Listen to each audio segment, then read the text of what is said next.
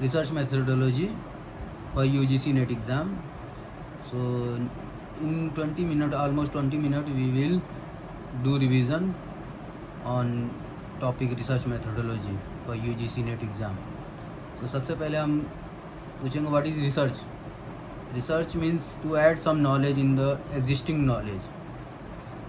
जो existing knowledge है उसमें कुछ भी ऐड कर रहे हैं तो वो एक रिसर्च है, लेकिन वो एक प्रोसेस के तहत होना चाहिए.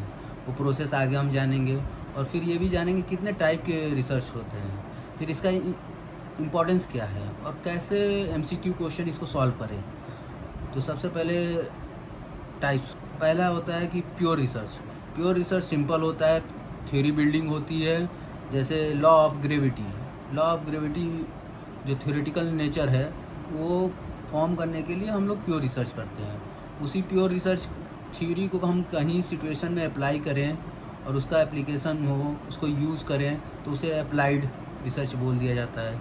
फिर क्वालिटेटिव रिसर्च होता है जो वर्ड के साथ खेलती है, जो रिसर्च प्रॉब्लम है उसको फाइंड करने के लिए इमोशन और वर्ड का हेल्प लिया जाए तो उसको हम लोग क्वालिटेटिव रिसर्च बोलते हैं. और चौथा होता है क्वांटिटेटिव रिसर्च. जिस रिसर्च में ज़्यादा नंबर यूज़ होते हैं, it's play with the numbers. So उसमें क्वांटिटेटिव रिसर्च में नंबर्स के साथ होता है. तो क्वालिटेटिव मीन्स वर्ड और क्वांटिटेटिव मीन्स नंबर. फिर आता है एक्शन रिसर्च. एक्शन रिसर्च में सिंपल ये होता है कि आपके पास अभी कोई प्रॉब्लम है, उसको सॉल्व करने के लिए आप जो रिसर्च करेंगे ये एक्शन रिसर्च है. मीन्स इमीडिएट प्रॉब्लम है उसको सॉल्व करने के लिए. जैसे कि क्लासरूम में टीचिंग इम्प्रूव करना है तो ये एक प्रॉब्लम है, उसको सॉल्व करने के लिए जो आप प्रोसेस यूज़ करेंगे वो उसे एक्शन रिसर्च कहा जाएगा. फिर आता है डिस्क्रिप्टिव रिसर्च. डिस्क्रिप्टिव रिसर्च में सिंपल होता है कि डिस्क्राइब, कि जो आपका प्रॉब्लम है उसको डिस्क्राइब करिए, क्या जानते हैं उसके बारे में, क्या है ऑलरेडी नोन है उसको डिस्क्राइब कर देते हैं, उसे डिस्क्रिप्टिव रिसर्च बोलते हैं. फिर एक्सप्लोरेटरी रिसर्च. एक्सप्लोरेटरी रिसर्च में जो प्रॉब्लम क्लियरली डिफाइंड नहीं होता है तो हम उसको इन्वेस्टिगेट करते हैं, तो उसे इन्वेस्टिगेट करके उसको फाइंड करने की कोशिश करते हैं, तो रिसर्च कंडक्ट करते हैं, तो उसे एक्सप्लोरेटरी रिसर्च कहते हैं. फिर आता है एनालिटिकल रिसर्च. जो एनालिटिकल रिसर्च में जो ऑलरेडी इंफॉर्मेशन है आपके पास उसको एनालाइज करते हैं और उसका क्रिटिकल इवैल्यूएशन करते हैं. तो इसमें आप कॉज को, व्हाट इज़ द कॉज को एनालाइज करते हैं कि इस प्रॉब्लम का कॉज क्या है, तो उसको एनालिटिकल रिसर्च कहते हैं. एक्सपेरिमेंटल रिसर्च में कॉज एंड इफेक्ट देखा जाता है, कॉज एंड इफेक्ट रिलेशनशिप देखा जाता है यूजिंग कंट्रोल एंड मैनिपुलेशन. तो experiment means effect check, means cause and effect relationship देखा जाएगा. उसमें कुछ कंट्रोल वेरिएबल रहेंगे और उसमें आप कुछ इंडिपेंडेंट वेरिएबल को मैनिपुलेट करेंगे तो उसका इफेक्ट डिपेंडेंट वेरिएबल पे देखेंगे. तो ये एक्सपेरिमेंटल रिसर्च होता है. ये इंडिपेंडेंट वेरिएबल और डिपेंडेंट वेरिएबल आगे हम देखेंगे क्या होता है. दूसरा टॉपिक ये है कि स्टेप्स इन रिसर्च प्रोसेस. तो रिसर्च प्रोसेस में स्टेप्स कैसे फॉलो किया जाता है कि रिसर्च कंडक्ट करने का एक प्रोसेस होता है. उस प्रोसेस को फॉलो करने के लिए सबसे पहले आप क्या करेंगे, उसके बाद क्या करेंगे, उसके बाद क्या करेंगे. तो सबसे पहला पॉइंट होता है कि आप प्रॉब्लम को आइडेंटिफाई करिए. तो identify the problem. Identify the problem means कि आप प्रॉब्लम को जितना अच्छा से लिख सकते हैं, आइडेंटिफाई कर सकते हैं, उतना आसानी आपको रिसर्च में होगा आगे. उसके बाद मीन्स कहते हैं कि अगर रिसर्च प्रॉब्लम डिफाइन हो गया क्लियरली तो आधा सॉल्व हो गया, रिसर्च आपका आधा सॉल्व हो गया. सो सबसे इम्पोर्टेंट स्टेप्स होता है कि रिसर्च प्रॉब्लम आइडेंटिफिकेशन. उसके बाद आता है कि अब रिसर्च प्रॉब्लम आ गया तो उसके बारे में जानने के लिए रिव्यू ऑफ लिटरेचर करेंगे. मीन्स उसके ऊपर प्रीवियस स्टडी कितने हुए हैं, किस एरिया में हुए हैं, कौन सा एप्लीकेशन यूज़ हुआ है, कौन सा थ्योरी यूज़ हुआ है, उसका ओवरऑल सब पढ़ेंगे. फिर उसमें हम देखेंगे कि किस पे काम नहीं हुआ है, क्या रिसर्च गैप है. सो रिव्यू लिटरेचर के बाद आएगा फॉर्मुलेशन ऑफ हाइपोथेसिस. ये hypothesis is a tentative statement.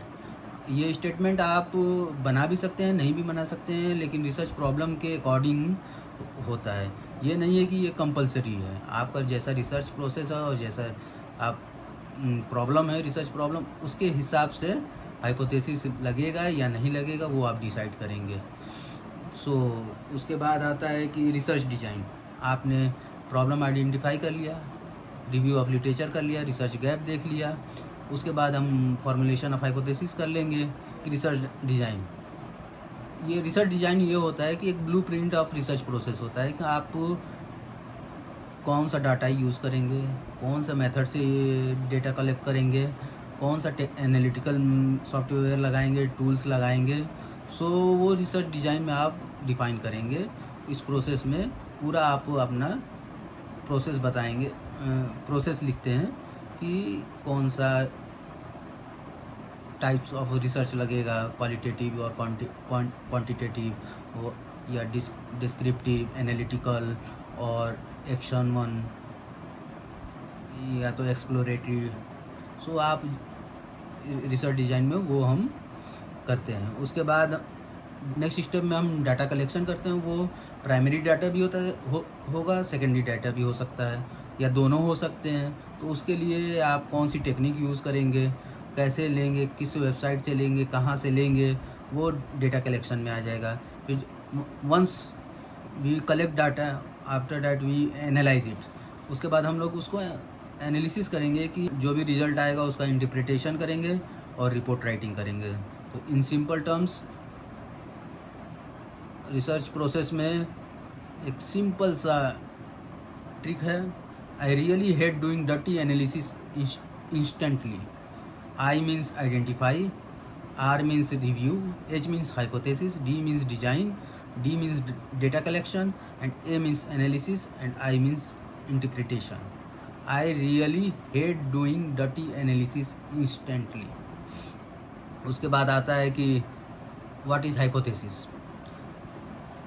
It is a tentative statement और इसमें दो होते हैं, null hypothesis and alternative hypothesis. Null hypothesis simple होता है कि assume no relationship between the variables, means zero effect. और उसका अल्टरनेटिव होगा कि have effect. Assume there is a relationship. Null में आप कहेंगे कि कोई रिलेशनशिप नहीं है वेरिएबल्स के बीच, और अल्टरनेटिव होगा कि there is relationship between variables. वो पॉजिटिव भी हो सकता है, निगेटिव भी हो सकता है। फिर उसके बाद हम देखेंगे कि वेरिएबल्स, इंडिपेंडेंट वेरिएबल्स, जिस वेरिएबल्स पे हम मैनिपुलेशन करते हैं उसे इंडिपेंडेंट कहते हैं, और जो वेरिएबल उसके ऊपर डिपेंड रहता है उसे डिपेंडेंट कहते हैं। जैसे y is equal to bx plus c. इस फार्मूला में x जो है इंडिपेंडेंट वेरिएबल है, y डिपेंडेंट है। जैसे जैसे x में चेंजेस आएंगे वैसे वैसे y में चेंजेस आएंगे। तो x इंडिपेंडेंट वेरिएबल हुआ और y dependent variable. What is sampling? A process of selecting a subset of population to draw conclusion about the entire population। पूरा पॉपुलेशन है, उस पर हम रिसर्च तो कर नहीं सकते हैं, उसके लिए बहुत सारे रिसोर्स चाहिए, टाइम चाहिए, पैसा चाहिए। तो हम उस पूरे पॉपुलेशन के बारे में एक आइडिया लेने के लिए उसी पॉपुलेशन का सबसेट ले लेते हैं और उस पर हम रिसर्च कंडक्ट करते हैं, और उस पर जो रिज़ल्ट आता है ओवरऑल हम रिज़ल्ट लाते हैं कि पॉपुलेशन में ऐसा है, ये रिज़ल्ट है। तो उस जो सबसेट निकालते हैं जिस पे हम रिसर्च करेंगे उसे हम सैंपल कहते हैं। Sample is a subset of population. Population में से सैंपल निकालने के बहुत सारे तरीके होते हैं। तो जैसे एक प्रोबेबिलिटी सैम्पलिंग होती है, उसमें each unit has equal chance. जैसे लॉटरी है, उसमें सबके चांस बराबर होते हैं। जैसे हेड और टेल इन कॉइन्स, उसमें हेड और टेल के चांसेस सेम है। अगर कोई पॉपुलेशन में से सैंपल निकालने में जब हम निकाल रहे हैं तो इंडिविजुअल का जो है चांसेस, सबका चांस आने का सेम है, तो उसे हम प्रोबेबिलिटी सैम्पलिंग कहते हैं। अगर उसमें कुछ अल्टरेशन हुआ, सबके चांसेस सेम नहीं है, कुछ रूल लगा है, कुछ रेगुलेशन लगा है, कुछ रेस्ट्रिक्शन लगा है, तो नॉन प्रोबेबिलिटी सैम्पलिंग कहते हैं। Research design, exploratory design to gain insight not for final decision.